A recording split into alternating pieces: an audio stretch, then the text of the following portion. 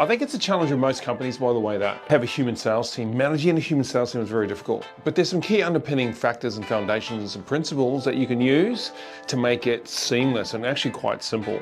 Why? Everyone wants to be successful, right? The sales agent wants to be successful. The company wants the sales agent to be successful. So, they generate revenue and they push their product out to the market, and then everyone's happy. But why does that break down? I think it's culture. From my experience, and I see it all the time, is that you have to build a strong, resilient culture around a sales team. Like, you need to build a high performance mindset and a high performance culture. So today I'm going to talk about a few things. There's probably 5 key elements that I want to discuss in terms of effective sales management and leadership, but I want to start with culture because you need to have all the good things. You need to have the script, you need to have the metrics, you need to have the reports. All those things are critically important, right? You need to have the product, you need to have the workflow, the deal flow, the CRM, the software, the automation, the emails, the SMS, you gotta have all that stuff. But if your team, from a cultural, psychological perspective, are low performing, a lot of that's not gonna work. Why? Because they won't use it, or they won't know how to, or they don't think they should, right? So high performance team, what is that? Consistency, exclamation mark. Be consistent in your leadership. And that means voiding emotion. Like, I know sales is quite an emotional space, right? And people have personal lives. See, they'll just drop that pen. I actually did that on purpose. I didn't, that was not a mistake, because I really wanted to bend over and pick it up. And you could see my shoes. But consistency from both places, right? Consistency from leadership, consistency from agents. You need both. There's 2 of them. So the sales manager has to be consistent. What does that mean? Well, the sales manager needs to do what they say they're going to do and be consistent with it. If you're going to do one-on-ones with your team every week, do one-on-ones with your team every week. Don't change it from 9 o'clock to 3 o'clock and Tuesday to Wednesday, and keep it locked.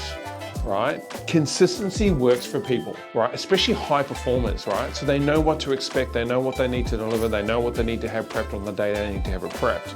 That's how a high performer thinks. Low performers don't think like that. They're very random, right? Those people will not complain about it.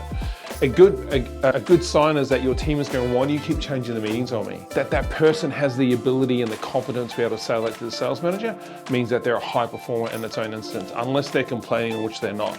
So be consistent. The sales manager needs to be consistent, and the sales agent. Now, the reason I want to write these 2 up is because they both need synergy. Little smiley face there, all right? It's quite creative, Lawrence. They both need to have synergy, dialed in together. The expectation is correct. That's how you build a high-performing team. Set the right expectation. This is a big problem for people, especially for sales managers, right? So, I don't know, I think everything has gone a little bit left for me in terms of sales leadership. I think you have to be clear with the expectations, transparency, and honestly, I always talk about that. And if they don't like it, they can leave. Like, that's just the bottom line. My goal as a sales manager, when I was a sales manager, is to help my people be successful. Because I know if they're being successful, they're happy. And I think that's pretty cool. They're making great, healthy economics. They're paying their bills. They're buying their homes. They have nice cars, their fancy shoes, and they're winning, right? Like, there's a thing in sales is that, when they're losing, it's the lead. When they're winning, it's them. That's okay. No harm, no foul. I get that. So, but culturally, to build a strong team, as a sales manager has to be strong. They have to be a leader. They have to push consistency and set the right expectation, because you cannot hit the blue heeler or the dog when it tries to dig a hole to get out from under the fence. Why? Because that's what dogs do. So you have to set the expectation. Guys, you can do this, you can't do this. Company policy is this, but you can't do this, right? You have to think about that. So when they do something wrong, when the dog does something wrong, you got to hit the dog on the nose, right? Like, you have to punish the dog so the behavior alters. You have to do the same thing with humans, but you don't hit them on the nose. That probably is not an appropriate thing to do. But that said, you can say, hey, you can't do that here because the company policy is this. If you let that slide, you're creating low performance and bad habits. You can never win in that environment. These are the 2 key things that I've sort of focused on: consistency and expectations. And the other thing is you have to hold them accountable to results. I'll talk about that a little bit later. Accountable to results, right? These are the 3 things. This is really critical, by the way. 3 exclamation marks. That's how critical it is, because it doesn't have 1, it has 3 of them. Because if you want to maintain high performance, you need high performers. High performers are people who win, who meet their KPI, who meet their KRAs, who follow company policy, who are consistent, who know what your expectations are, and they are very clear and very transparent about that. So step 1, culture to create high performance. If you don't have that, it's going to be super difficult. Number 2, this creates a really good culture, right? But you still need apply leadership. So this is now about this guy here. This is the sales manager, leadership. His leadership will be the person that's above him, and that might be the sales director, could be the COO, could be marketing, whatever that may be. But we're talking about leadership. What is a strong leader? Good question, right? I think it's different in sales management than it is in some other roles. Like if you're a C-level executive, a chief operating officer, a chief executive officer, a CMO, chief marketing officer, leadership is kind of different in that space, right? So there's two types of leaders. There's leaders that are leading the people to be successful, who are coming up with the strategies, who are designing the architecture of the team. And then there's leaders who will force track company systems. This is my ideal manager. For example, an effective sales leader will come into a team and not change everything. I think if you do that, it's a really bad thing to do. I see it all the time. They go, well, I've got my own toolbox here. I just want to deploy that. It shakes the team too much, so don't ever do that. I think that's bad leadership in any role, actually. I think what you do is strong leaders will come in and not say a lot, and they'll observe. They'll add value where they can. Like it's my lens on leadership. I want to see a leader come into the business in a management role and just assess for 30 days. Interact with the team, don't say too much. You're not there to change policies, systems, or applications. You're there just to understand how the team are feeling, what are the challenges they're facing, itemizing those challenges, understanding systems, policies, and processes for the company, any compliance issues that may arise. And then in 30 days, in the second 30 days, you're formatting the strategy in alignment with what the company requires, not in alignment with what you want, right? So, because the company's been selling the product for a long time, there's certain things in there where there's IP that works really, really well, really, really effectively. So, you know, the COO should be responsible to ensure, or the CEO, for sales especially, and it might not be those people, but to ensure this person has a company system to follow to sell effectively.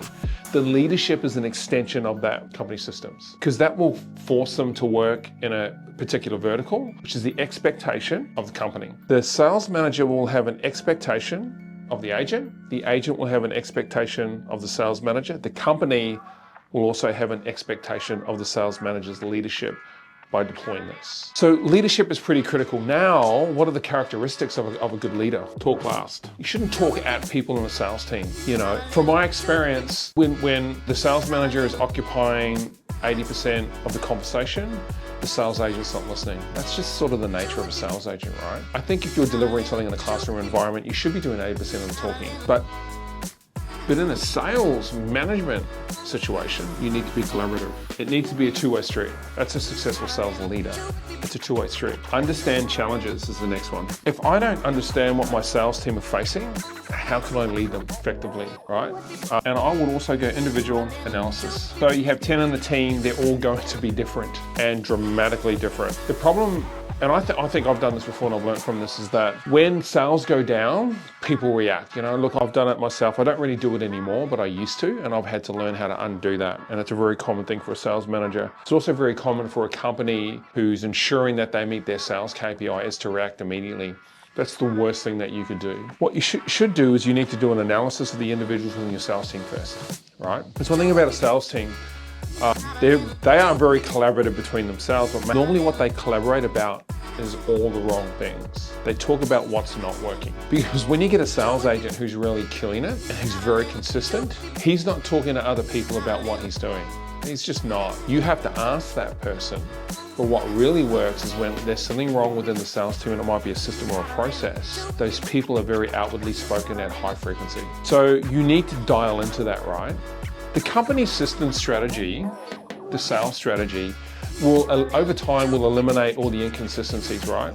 Because if you're all collaborating together, the problems that are in the sales team based in alignment with the model will decrease. So this is why I like this. Like if you're a company, right? If you're a company and you're trying to get your sales team back on point, just use this. Don't rely on a sales manager to come in, you know, riding on a unicorn flying, you know, into the sales office and going to deliver everything that you need and everything's going to be great.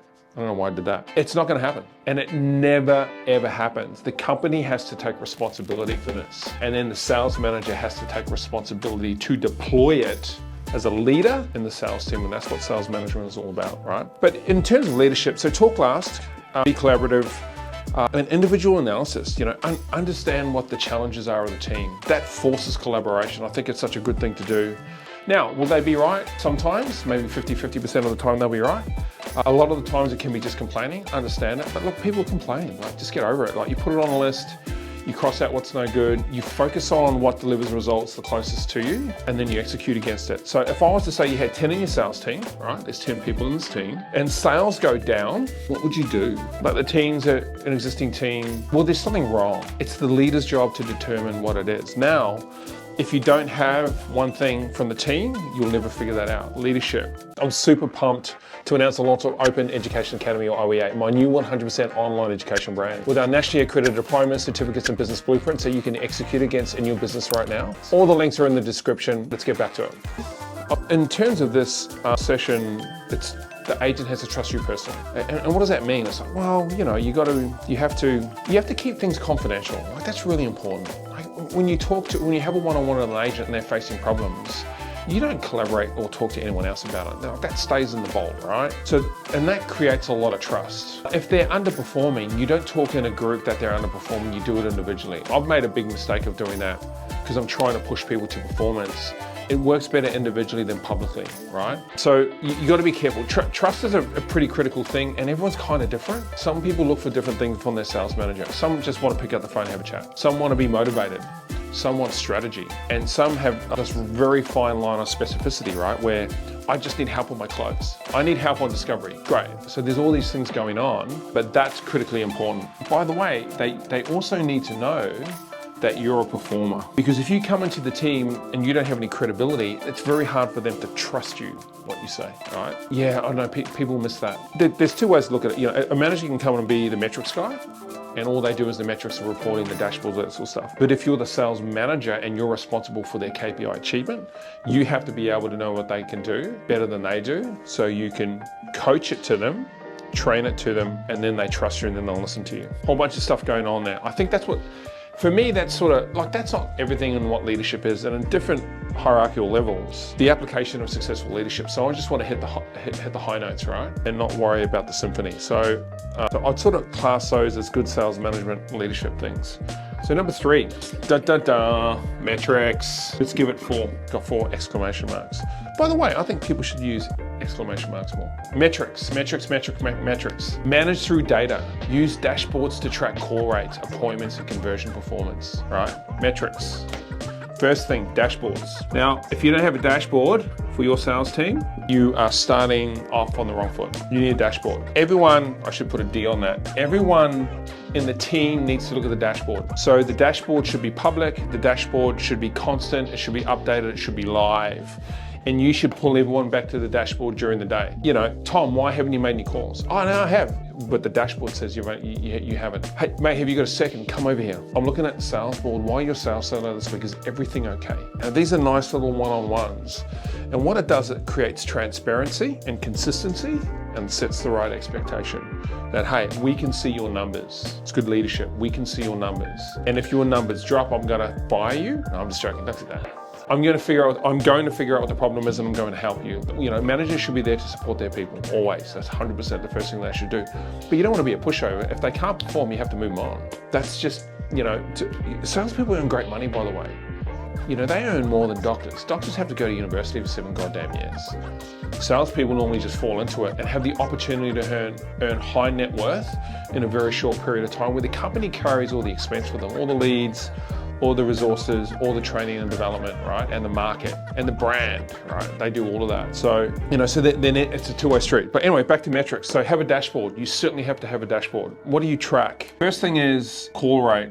Why is that first? Because call rate, the sales call gets the client. Otherwise, it's not even a deal, right? So we have leads and deals. So leads are when a lead comes into our CRM, and until they're pre-qualified, only then will they become a deal. But a call rate will work in both segmentations for us. So the call always comes first. It's not the appointment, because to get the appointment, you have to call them. Now, if you're using automation SMSs and you're running some AI bots across that, that's also good. Put the bot on the KPI. They don't really care because they have no emotions, but you should just do it anyway.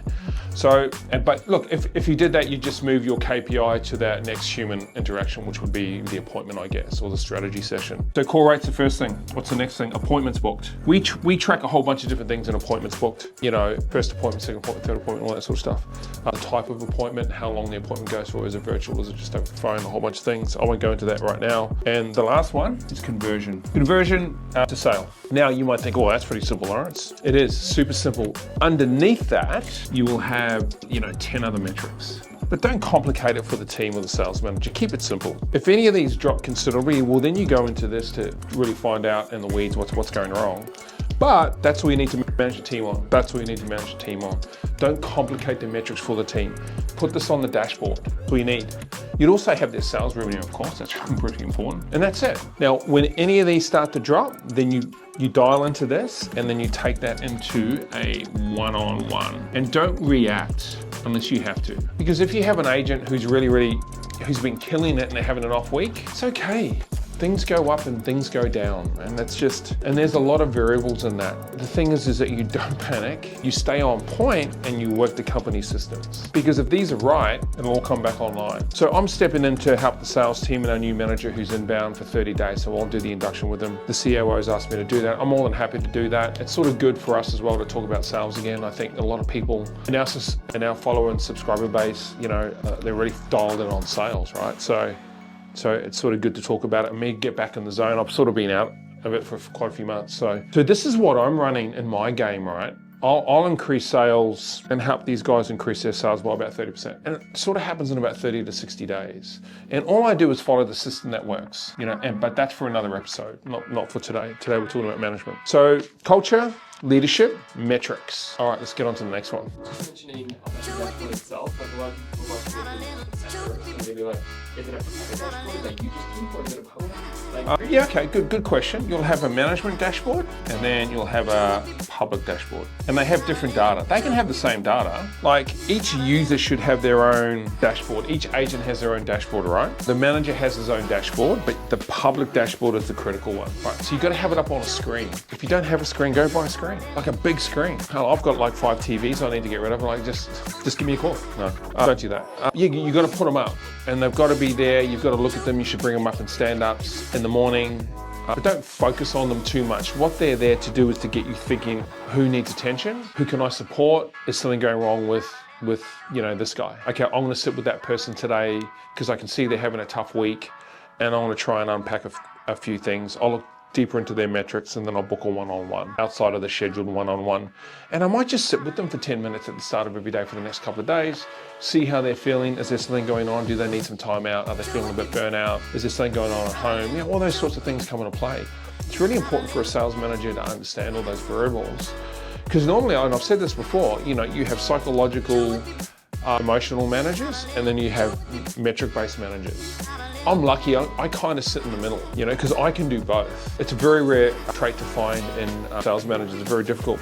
But if I had a choice, I'd go for a metrics-based sales manager. I just think they deliver better results because it becomes more consistent and they're good at setting expectations. Because, if your car got stolen, your cat got run over, they kind of don't really care about that.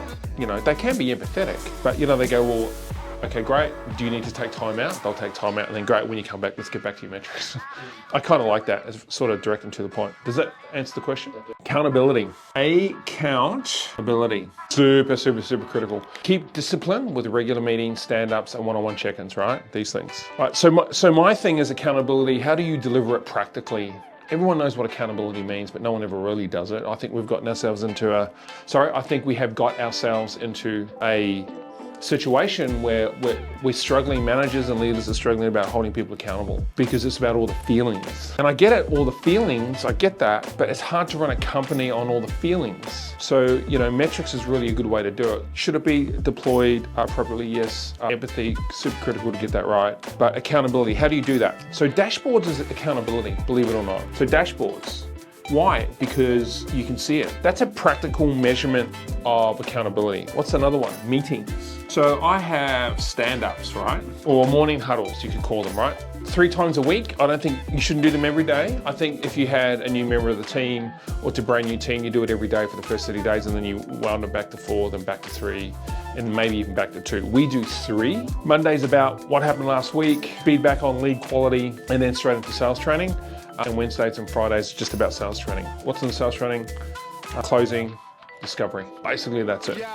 The other thing is one-on-ones hold people accountable. So on the one-on-ones, if I was a good quality leader, these things here, all I'm talking about are the metrics. And maybe one thing, you might do a call audit. So for me, I would go 30 minutes, right?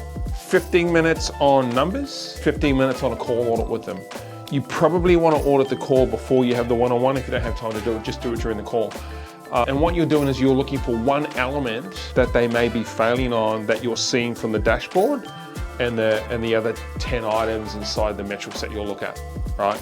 So it might go, oh, okay, I'm looking at the dashboard, this agent's not performing. I'll go and look at some deeper metrics, and what I'm seeing is that they're booking a whole bunch of appointments to the right level, but no one's answering the call. If I go, okay, I'm gonna take one of their calls to this meeting in a one-on-one, so it's private and confidential, right? That builds trust. You can really sort of get into the crux of things. Because by the way, the problem that one agent is facing in a one-on-one, the team don't care about that. You might be, the last thing you want to do is coach an element you think is wrong with one person for everybody, because it might only affect one person. So don't do that. It's not cool. All right, so I'm taking this into a one-on-one, and in the call audit, because they're booking 25 appointments a week, but only 5 people are answering, what's their problem? They're booking poor appointments. They're not pre-qualifying properly. They're not booking the appointment with the client on the call. They're sending the link, or they're doing it in the afternoon instead of doing it live directly on the call. Like, all these things can happen. They're saying the wrong thing and giving them an opportunity to opt out when they shouldn't do that.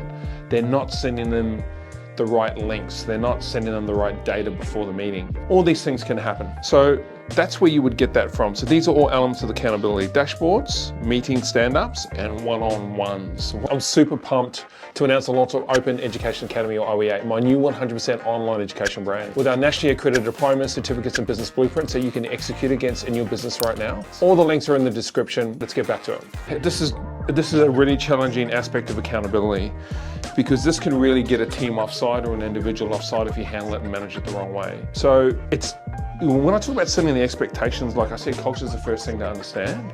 When you set the expectation, holding people accountable becomes really easy. When you don't set an expectation, they go, oh, hang on a minute, why are you talking to me like this, or telling me I'm not meeting my target?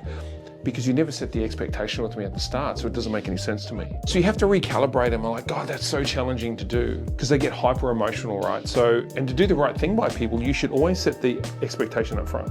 Always. Set it in the interview process, in the recruitment process, set it in the induction, and set it in the first 30 days.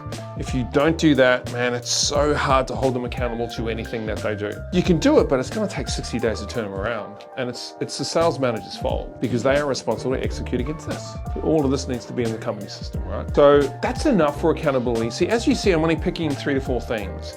Keep it simple. There's 100 other things that you could look at, but these are underpinning foundations of accountability in a sales team practically. In the one-on-one, there's a whole bunch of emotional conversations that you can have, sure, but you shouldn't do that if you don't need to. Manage our metrics more through dashboards, accountability, keep it professional inside the system-based application. That's what I would do. Okay, last one.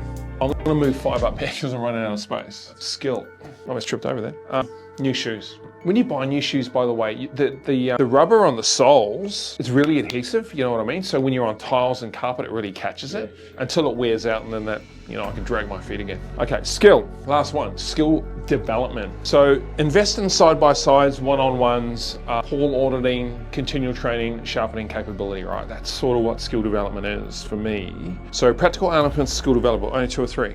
Again, like if you're in a sales context, what's the most important thing for the team if you were to judge their skill, right? What do you think it is? Like if you had to say, if you're a new sales manager that walks into a team and, like I'm going to do, I'm gonna, mate, dude, these guys are yours now. I want you to go and evaluate the team. Because here's what I know about salespeople. Some salespeople are great, good personalities, high energy, speak really well, really great at closing, right? But they suck at consistency and following company systems. And that's what gets them in the end.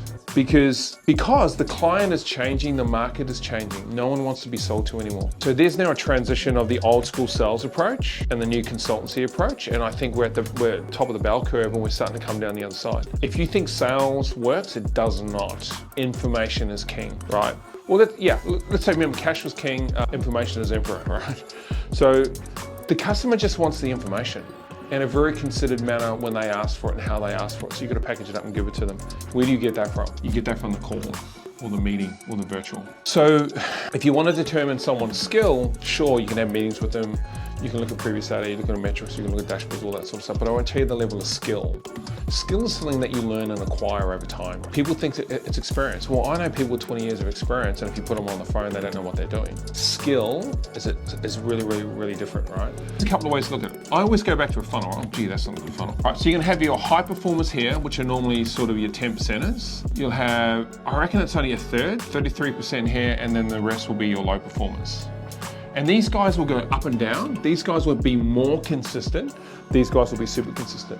These guys, this is where you want to put people. You want to put them in the high skill basket. And the only way you can do that if you're walking into a team where you need to figure out the skill level of your team is to audit their calls and their virtuals and their meetings. Because there's so many different variables inside that, that word skill, tonality, communication, speaking less, listening more, intelligence, right? Emotion, calibration, cadence. Like there's all these things happening. So, and you can get really skillful at certain things and not other things. By the way, all those elements I just mentioned are what most sales agents are pretty good at. It's metrics and systems they're pretty bad at. So yeah, I would underpin skill as a strategy for a sales manager. Like, how do I develop my skills? So what I'm gonna do in the next 30 days with the incoming guy is I'm going to put an algorithm against each agent. And I'm gonna rank them on, say, 1 to 10 on all the different skill elements. Like I said, tone, consistency, product knowledge is such a big one, product knowledge. Presentation skills is a huge one for me. System use, it's another one. I know it's not really a high defined skill, but I want people who are skilled enough to be able to use the system really well. Typing and talking, like that's a skill. You have to learn that. Technology, you have to learn that, that's a skill. Because I want to get off the call when I was selling and all my notes and everything is up to date and I can just pivot to my next thing. What happens is, this is what sales agents do. They write it down on a piece of paper and then at the end of the day, they try and update their notes. Like that, there's no skill in that. And in fact, it's really, really inefficient and it's going to keep you down here. Oh, well, I'm too busy, I'll do it tomorrow. Tomorrow never comes, man. It's a wage war song, great song. Like, it just doesn't come, right? So then you have to enforce it. See how all these things tie in together. You have to enforce it. So don't underestimate skill, right? Listen to the call, gauge their skill, put together an algorithm, rank them from 1 to 10 on whatever system that you want to use. And in that you might have, say, all these things, there's 20 things that we determine in our company that put people in the top 10%. And then you can also rank the bad habits that put them in here. So you know what to train, right? I've left training out of this session. I think training is it's its own episode because all of this will force training in some way, shape or form, right? It just sort of points you in the right direction. I'm not gonna go too much on about skill. All I want to say is that you have to develop skills inside your team. By the way, the team kind of love that. I asked the team this morning, give me one element each that you think is a challenge for you that you need more development in. And I'll tell you what, there was no one who hesitated. And it's funny, probably a third of them crossed over. So now you know you can take those people into a little group and start to train and develop them, like skill development strategies. But everyone was kind of different, right? And kind of the same. So you pull that training skill development as your one-on-ones. Cool? So recap, sales management leadership effectively, culture first, leadership, what is that? Trust is really, really important. Metrics, you got to manage using dashboards and everyone's got their own metrics. My 3 things, call rate, appointments booked, conversion rate. Next, accountability. How do you hold them accountable? Enforcing policies and systems deployed by the company will make them really strong. Turning up on time to meetings will make them really strong and set the right expectation. And then develop their skill set. You're going to have top performers, you're going to have medium performers, and you're going to have low performers. These people here is the red zone. Your low performers are your red zone on a sales team. You would give them X amount of time as long as you're doing everything correctly and you're certainly doing skill development with them. You know, it might be 30 days, it might be 60 days, it might be 90 days. It probably wouldn't be any more than that. So if you looked at a graph, right? So you would have an expectation 30 days, 60 days, 90 days on the improvement ratios between these two lines. Like if we're going to invest X amount of time in skill development here, we would expect in that first 30 days, they would be at X. In the second 30 days, at 60 days, they would be at X. If they're not, you have to cut these people. Why? Because they just don't get it. And no one wants to do that. It's the worst thing in the world to get rid of people. But as a business and a performing sales team, when you're responsible for this and responsible for this as a sales manager, a good sales manager will understand that you need to enforce, you need to be strong, you need to make good, swift, fast decisions on behalf of the company.